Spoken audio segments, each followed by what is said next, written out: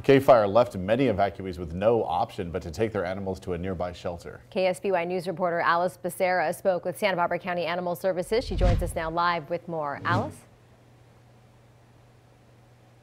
Karina, Animal Service tells me their team is ready to continue working overnight over the next few days in order to keep up with the number of calls coming in. We tend to have a really responsible community here in Santa Barbara, and most people are disaster ready.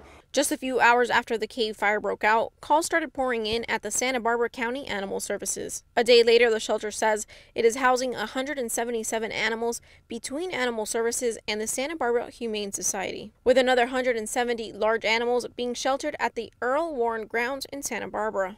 Animal Service officials say they will continue to do their best to provide shelter for the animals whose owners have been evacuated, but also look to the community for support. We are looking for anyone who's interested in fostering a dog or a cat can take the animal into their home for a couple days. Donald Stevens, the supervisor for the shelter, says keeping basic necessities for your animals on standby is the best way to avoid any dangerous situations.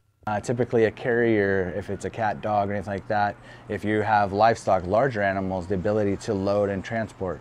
Also, it's in step of having set up for food. So you want to always make sure you have the ability to have food for at least a week or so. Stevens says another important tip is to make sure you always have the medical records for your animals at hand in case of an emergency.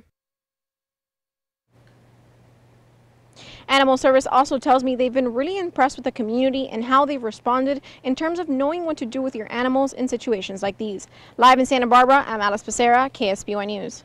All right, Alice, thank you. And if you need shelter for your animals, you can contact Santa Barbara Animal Services hotline. That number is 805-681-4332.